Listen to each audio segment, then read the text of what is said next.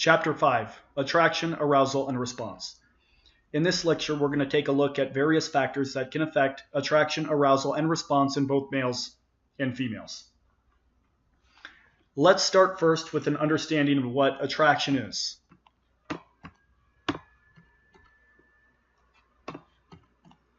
Attraction is having some kind of erotically charged orientation toward a specific person, and levels of attraction can vary. This is different than having a romantic interest or simply liking somebody. As a matter of fact, you could be attracted to somebody that you don't even like or care for. So, believe it or not, beauty is not entirely in the eye of the beholder. There is a high degree of consensus on features that most people deem as being attractive. So, various factors that affect attractiveness include the following: physical features, sometimes height, musculature, symmetry. That's also an important one. Typically, individuals favor and are more attracted to others that have symmetry. Those that are asymmetrical, well, that could be an indicator that there was some type of developmental disorder or some type of default in development. Therefore, perhaps their genes aren't as fit. Masculinity and femininity. Body mass index. This is also known as BMI. Typically, individuals are attracted to those with a BMI between 18 and 25. That's a measure of fitness, which again is correlated with having fit genes. Hip to waist ratio. This is a measure of curvaceousness. Typically, males have more of a tubular body, and oftentimes those that are attracted to females are more attracted to those with more of an hourglass figure. Also behavior, trustworthiness, personality, sense of humor. These are all factors that many individuals deem as being attractive. Now let's take a look at a scale that was generated to demonstrate hypermasculine and hyperfeminine features. So with this generated scale, this shows individuals that are hyperfeminine and those that are hypermasculine. Typically, males, they favor individuals with more feminine features. Feminine features would include more petite jawline, larger eyes, fuller lips. Males, they tend to be attracted to those features.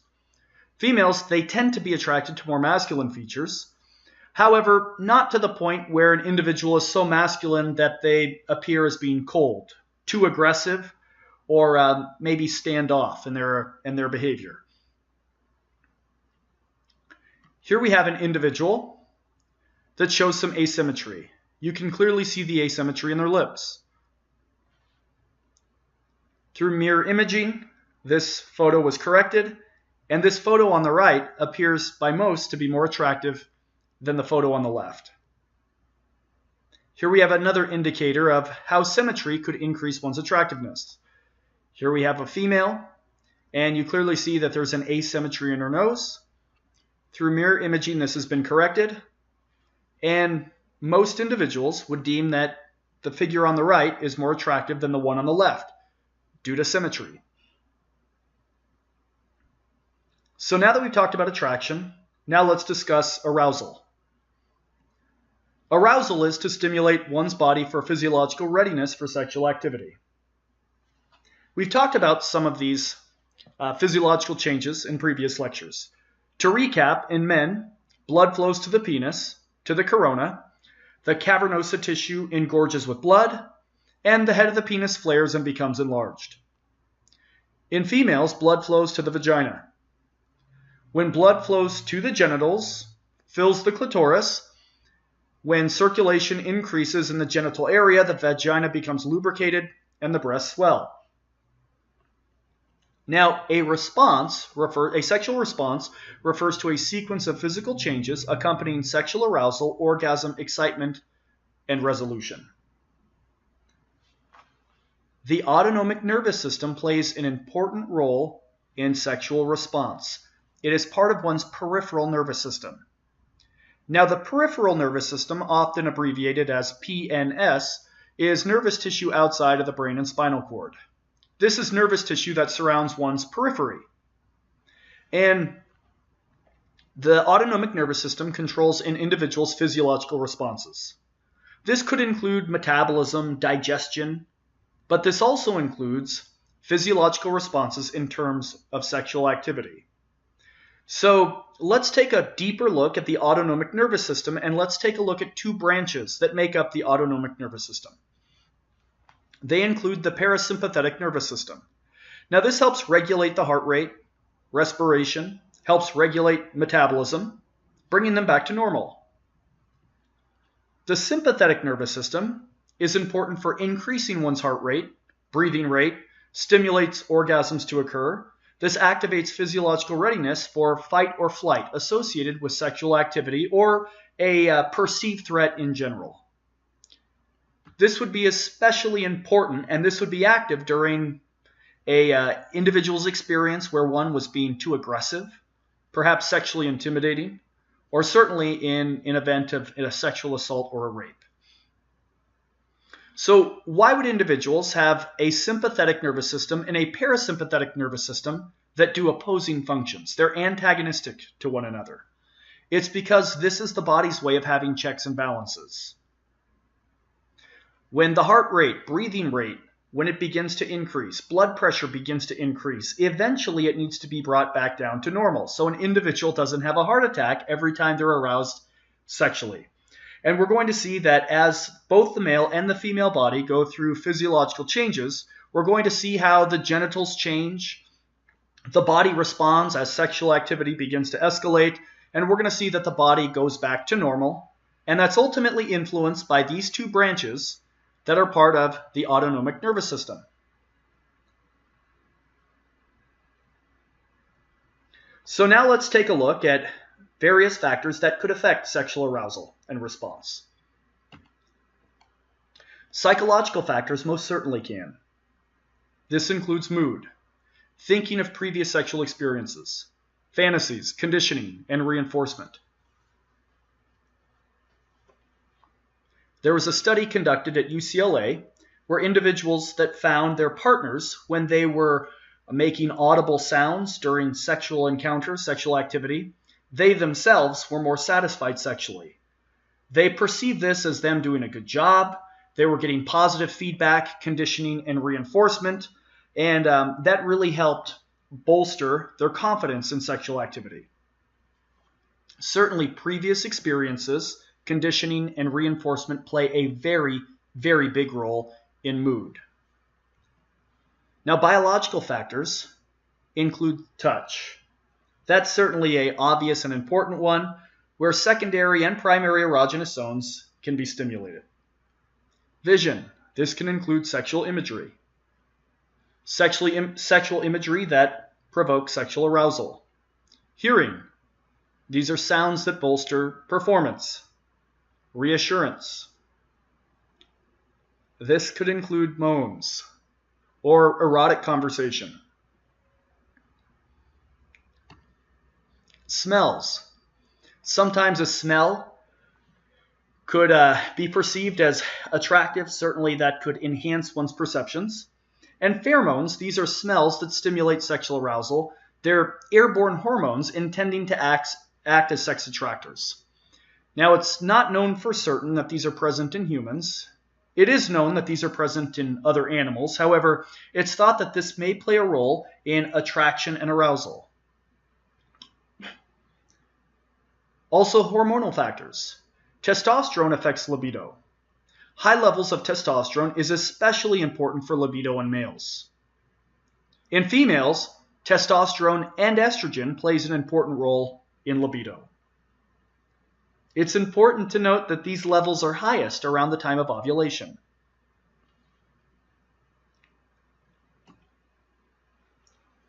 So what about outside chemicals? How can that affect sexual arousal and response? Well, aphrodisiacs are substances that supposedly enhance erotic perceptions and sexual performance. Examples include oysters, a rhinoceros horn, and although there's no scientific evidence to support the claim that these aphrodisiacs enhance erotic perceptions or arousal and response, it's thought perhaps that maybe by the power of suggestion. If individuals consume these, well, that's enhancing their erotic perception, or their physiological response, and perhaps that might play a role. Further investigation, if you take a look at an oyster or a rhinoceros horn, these are phallic in nature. This resembles a penis. The oyster resembles a vulva. That is the origin of many of these aphrodisiacs.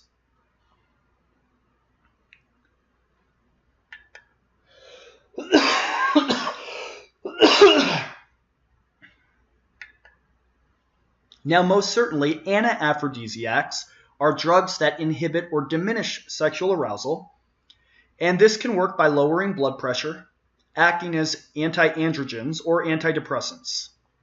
Zoloft and Prozac are antidepressants. Now, typically when these are administered, individuals don't take them intentionally to decrease their sexual arousal. They take them to deal with anxiety issues or depression. A side effect, unfortunately, is it often decreases sexual arousal.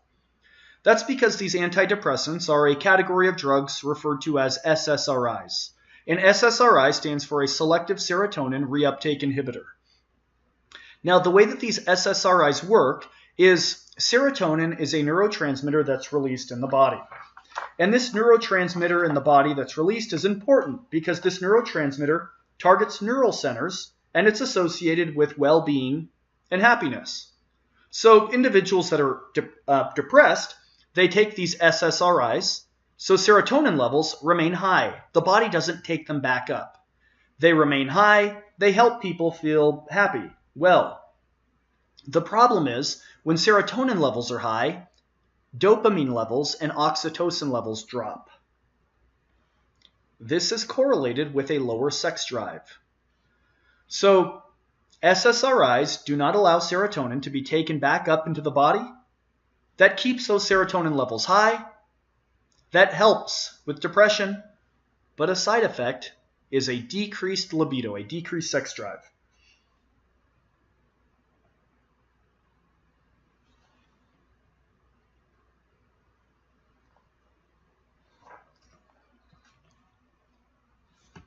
Now, psychoactive drugs are drugs capable of affecting the mind, emotions, and behavior.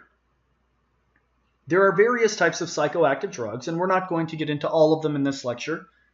However, I am going to mention some of the common ones. The first of which is cocaine. Cocaine is a stimulant, and in high amounts, this can lead to erectile difficulties.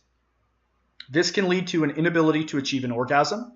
This can lower inhibitions, decrease sexual arousal, and even damage the brain's dopamine system. That's significant because dopamine is a neurotransmitter associated with pleasure that targets pleasure centers of the brain as well as reward centers. So if this is damaged, most certainly this could affect arousal and response. Next is marijuana. It is classified as a cannabinoid.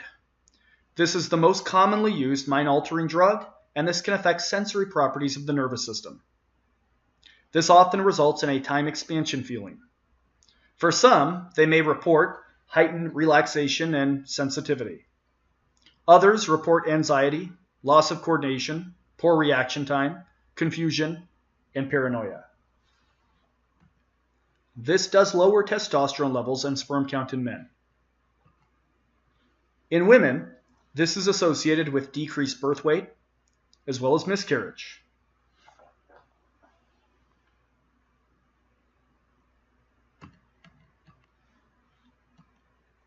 Next is ecstasy. Ecstasy is a serotonin-based drug. Individuals that take ecstasy often experience a general euphoria. They may experience sexual arousal at first, and that arousal begins to decline after prolonged use. Side effects often include nausea, depression, and anxiety. Because this keeps serotonin levels high initially, individuals, when they're not taking ecstasy, those serotonin levels do not remain high. They often experience severe depression. It's also important to note with ecstasy, it's often laced or contaminated with other drugs.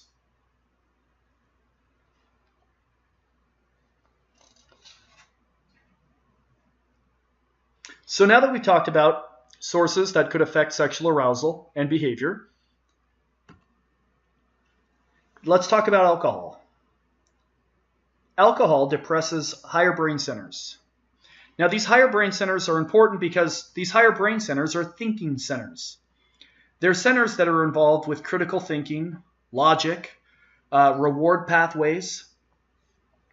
And if these higher brain centers that are involved in decision making, rational thought, and logic, if they're being depressed, then individuals, they may reduce inhibitions. Now, an inhibition is something that normally an individual would inhibit. In other words, inhibitions are one's standards. Alcohol, this can reduce their inhibitions, so their standards become lower. Individuals, this can reduce sexual arousal. This could decrease the intensity of an orgasm, or even the ability to achieve an orgasm. This also increases the inclination to engage in risky sex practices. And most sexual assaults and rapes occur where an individual is under the influence of alcohol.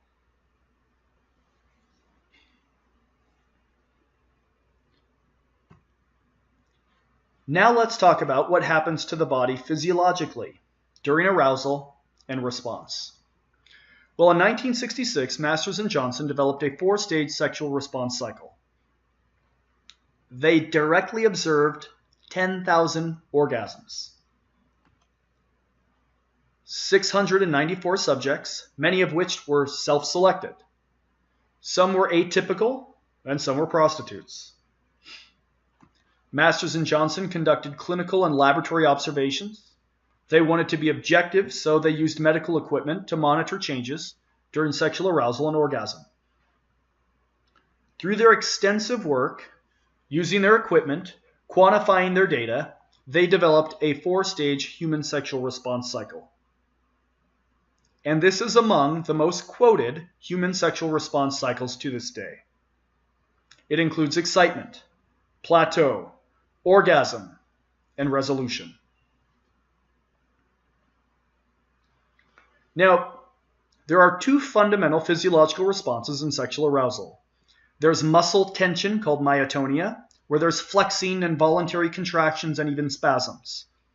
And both individuals can experience some muscle tension, sometimes some involuntary spasms and contractions, and vasocongestion. This is engorgement of blood vessels. So in the males, blood flows to the cavernosa tissue, the corpus spongiosum, and in the females, blood flows into the crura,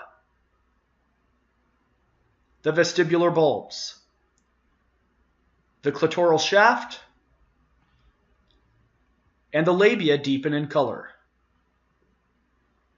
They separate and the vagina becomes lubricated.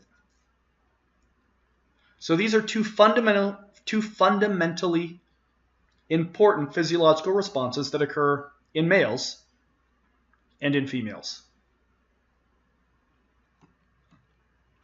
Now, when Masters and Johnson had identified their 4-stage human sexual response cycle, they had observed significant variation between some of the subjects. This could include length of time for each phase, or even the intensity of the sexual response. But they saw the same general pattern developed regardless of the method of stimulation.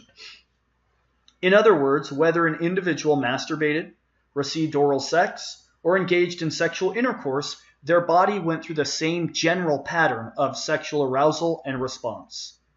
Again, sometimes some of these could be quicker in their stages. In other instances, individuals may experience a more intense stage, but their body went through the same general process. So let's start with excitement.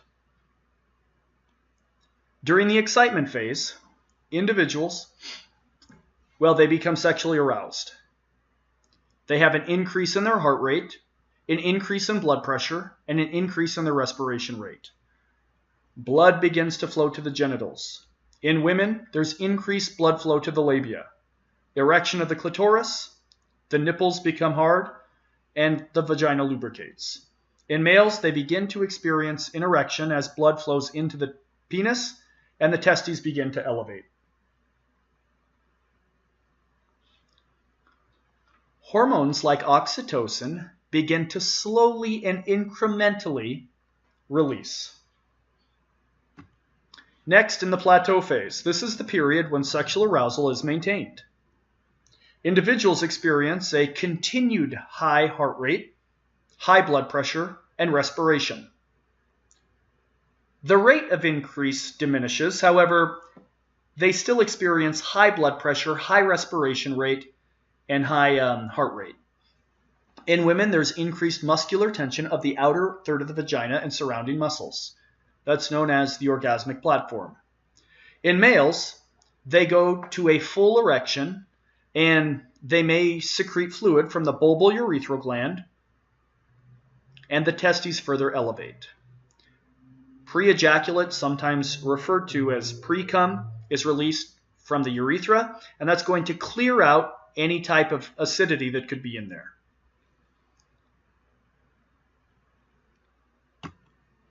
In the orgasmic phase, this is a subjective experience of pleasure and release at one sexual climax. Heightened sensitivity and muscular contractions occur. An individual's heart rate, respiration, and blood pressure peak at this level. Sensitivity is at the highest. And this is where there is a surge of oxytocin released, as well as another hormone called prolactin. But this oxytocin hormone is an important hormone because oxytocin is a hormone that's involved with bonding and orgasms and can even stimulate muscle contractions. Individuals experience about 3 to 15 rhythmic muscle contractions in the genitals. In males, this is accompanied by emission and ejaculation.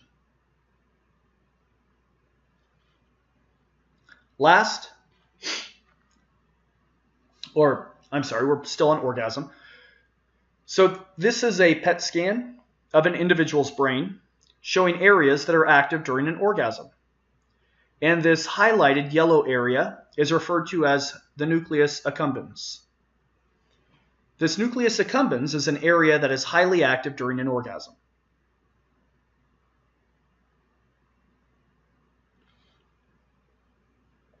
Okay, the last stage is the resolution phase. This is where individuals, they're going to experience a period of relaxation. Erections and muscles relax. Blood flows away from the genitals. The heart rate and the blood pressure return to normal. Resolution typically takes about 15 minutes. However, this occurs more slowly if an orgasm has not occurred.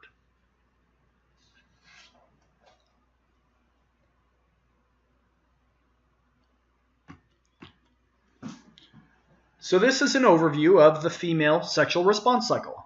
Here we see during excitement, the uterus rises, vagina lubricates, the clitoris becomes erect. As the uterus rises, this could elevate the uterus, and this is going to increase the length of the vagina. Sometimes air escapes, and that is a normal physiological response.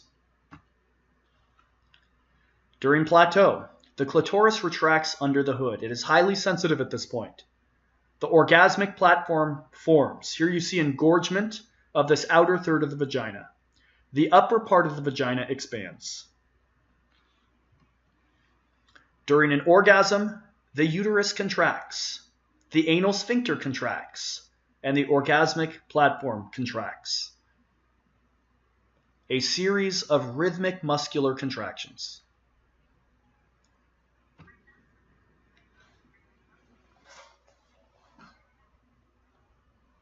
And lastly, in resolution, the clitoris descends and shrinks, labia engorgement declines, orgasmic platform relaxes, and the uterus distends.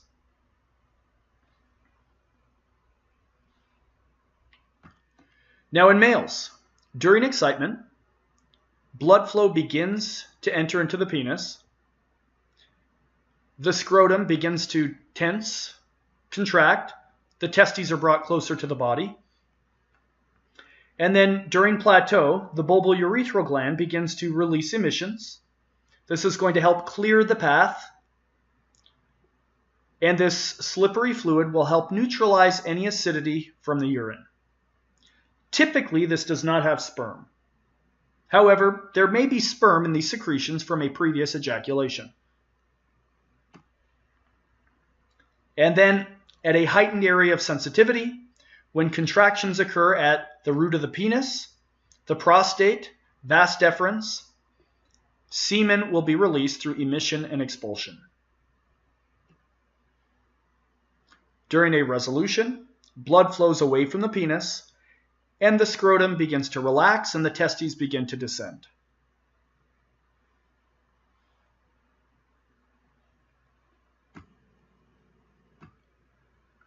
So now that we've seen some obvious differences between males and females in what occurs physiologically to their genitals, let's take a look at what happens in terms of some of their similarities, because we'll see that both males and females could behave in a similar fashion sexually, or they could behave in a distinct fashion sexually. So right here, we have excitement. Blood pressure increases.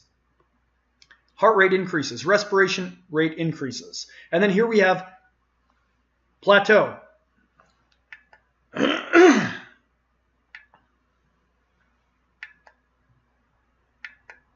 During plateau, the heart rate remains high, respiration rate remains high, blood pressure remains high.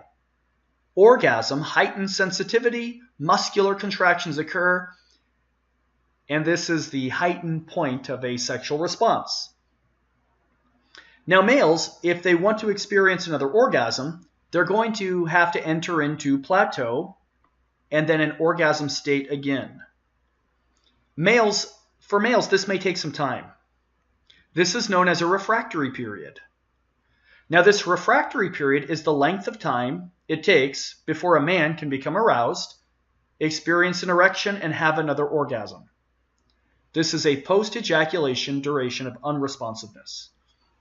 Now a refractory period could be absolute, where it doesn't matter what happens, that male cannot become aroused and cannot ejaculate after his previous ejaculation, after a considerable amount of time.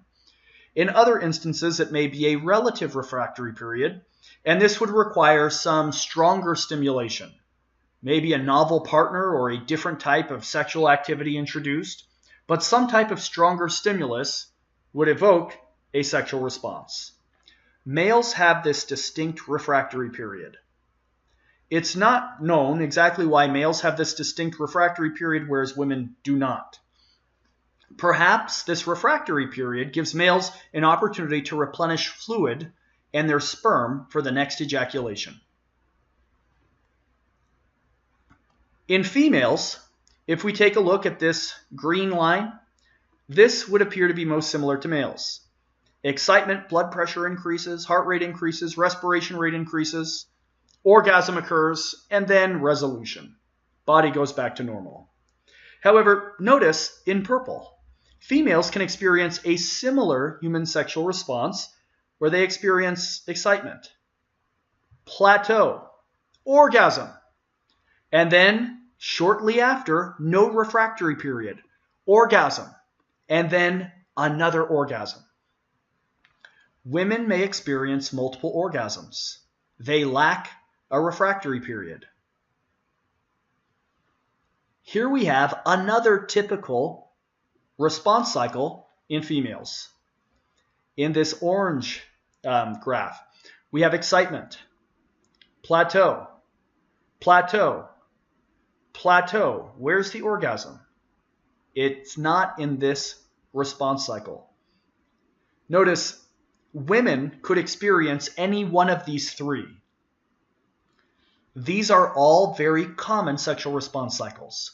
That is incredibly important to emphasize because in spite of some very important similarities between males and females, they also have some distinct differences.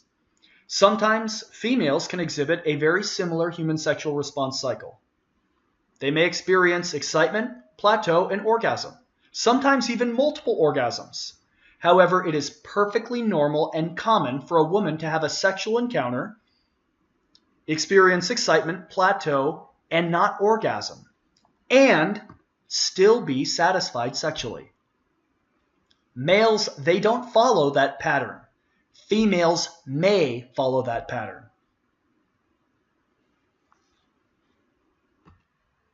So Masters and Johnson's model was a great model that focused on physiological markers of sexual arousal. However, some of the criticisms is that Masters and Johnson's model didn't address the psychological components of arousal and desire. That is especially important when we go back and we consider that females may exhibit a different human sexual response cycle than males. Helen Singer Kaplan developed a 3-stage model where there was desire. Now, this desire was an important psychological component. And Helen Singer Kaplan argued that, well, this psychological component, desire, needs to be considered and accounted for, because this psychological component could certainly influence one's physiological response. And then there was excitement and orgasm. Joanne Llewellyn developed a 6-stage model, and in her model, this was willingness. Now, willingness could be with or without desire. Why is that important? It's because for some individuals, they may not necessarily desire to have a sexual encounter, but they may be willing to. And that willingness needs to be first. After that willingness, well, certainly there could be desire. There may not be, at least initially. And then excitement, engorgement, orgasm, and pleasure. With pleasure, it's not just the heightened sensitivity from an orgasm. It's the act of sharing a moment with somebody, sharing a sexual encounter with somebody is pleasurable. And for many individuals, especially many women, an interaction sexually with somebody else isn't just about the orgasm, it's about sharing an intimate moment. In our next lecture, we will talk about sexual relationships and sexual behavior.